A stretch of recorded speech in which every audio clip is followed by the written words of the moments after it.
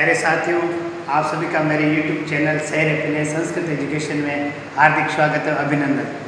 आप सबका हार्दिक स्वागत करता हूं और सभी से हाथ जोड़कर निवेदन करता हूं कि आज पूरा विश्व इस वैश्विक महामारी कोरोना से जूझ रहा है, तो आप सभी अपने घरों में रहे, लॉकडाउन का पालन करें, बार बार हाथ को धोते रहें, सैनिटाइज का प्रयोग करें और यदि आवश्यक हो तो बाहर निकलते समय मुंह पर मास्क लगा के जरूर निकलें।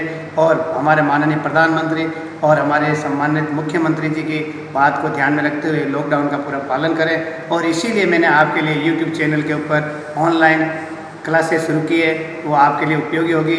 और इसी कड़ी में मैं आज सामाजिक विज्ञान के भूगोल पार्ट में पहला भूगोल पार्ट का जो प्रकरण है जल संसाधन, इसके बारे में आपको बताना चाहता हूँ। जल संसाधन 3 नंबर का आता है। इसमें एक या तो किसी परियोजना से संबंधित सवाल पूछा जा सकता है कि कौन कौन से राज्यों की परियोजना है, कौन कौन सी केंद्र की परियोजना है, या बहुउद्देशीय परियोजनाएं क्या है, जल प्रबंधन कैसे किया जाता है, इससे संबंधित आपको सवाल पूछा जाता है।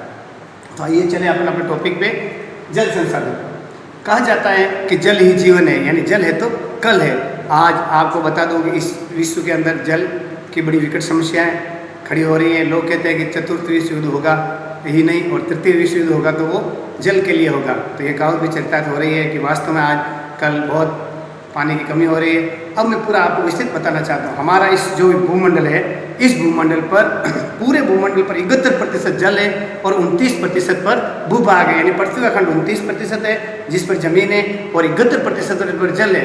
लेकिन वो 71% का जल है वो हमारे किसी भी काम का नहीं है, क्योंकि वो ज़्यादा से ज़्यादा महासागरीय खारा जल है। अब उस 71% जल में से देखें तो 97% जल है जो महासागर, 5 बड़े बड़े महासागर है, उन महासागरों का जल है जिसके अंदर सोडियम, कार्बोनेट और पोटेशियम के विभिन्न प्रकार के रासायनिक तत्व होते हैं, वो सब हमारे शरीर के लिए हानिकारक होते हैं। यानी 97% जल है उसका हम कुछ भी उपयोग नहीं कर सकते। शेष बच्चा जो 3% जल है, वो 3% जल भी आगे हम उसमें आप वजन बनवाना चाहता हूँ कि जो 3% जल है उस पर जल का 69 यानी 69% भूभाग, जो भूखंड या जमीन से निकलता है, भूमिगत जल है, जिसमें ट्यूबवेल, ओपनवेल, अपन नलकूप खोद करके निकालते हैं, वो 69% भूभाग के जमीन के अंदर रहता है। और जो 30% जल है वो हिमनद यानी हिमालय की चोटियों के ऊपर, बड़े बड़े पर्वतों पर हिमखंड के रूप में रहता है। और मात्र 1% जल बचता है, वो हमारे दैनिक जीवन में काम आता है, पीने के लिए और शरीर की सभी क्रियाओं के लिए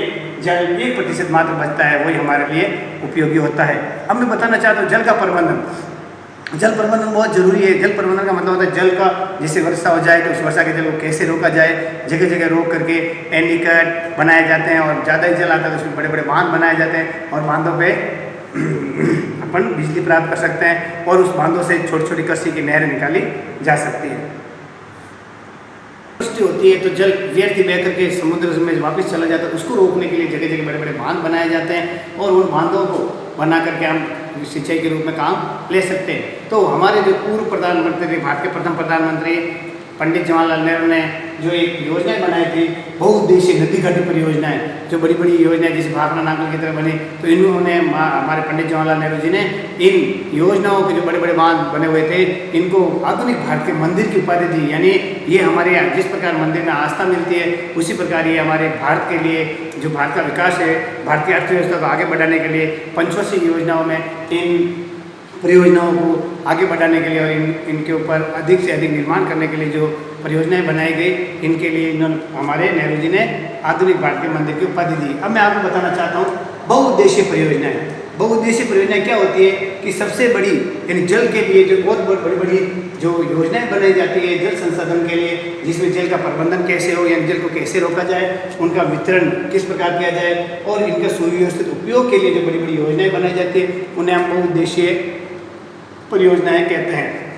परियोजनाएं 2 स्तर पर है, केंद्रीय स्तर और राज्य स्तर। केंद्रीय स्तर पर यानी जिसमें पूरा संपूर्ण देख रेख संचालन का कार्य केंद्रीय स्तर पर होता है। उनमें प्रमुख है भाखड़ा नांगल, हीराकुंड, दामोदर घाटी, कोशी परियोजना और टिहरी परियोजना है। राज्यों परियोजनाओं के अंतर्गत 2 राज्य या 1 राज्य या 3-4 राज्यों के बीच में मिलकर के जो परियोजनाएं बनाई जाती है, उसमें चंबल परियोजना, नागार्जुन सागर परियोजना, तुंगभद्रा परियोजना, सरदार सरोवर परियोजना, मयूराक्षी परियोजना और माही परियोजना है। साथियों, इस यंत्र जो मैंने पढ़ाया इसमें से आपने पूछा जा सकता है कि कितना प्रतिशत जल हमारे उपयोग में, दैनिक उपयोग में ले सकते हैं। बहुउद्देशीय परियोजनाएं किसे कहते हैं, केंद्र और राज्य की परियोजनाओं के नाम लिखिए और इस प्रकार के आपको ये पूरा टॉपिक 3 नंबर से संबंधित है। साथियों, आपको मेरा YouTube चैनल कैसा लगा, इसको लाइक, सब्सक्राइब और शेयर जरूर करें। अगले टॉपिक में हम जो 5 प्रमुख परियोजनाएं इनके बारे में पढ़ेंगे और आपको जानकारी देंगे। नमस्कार।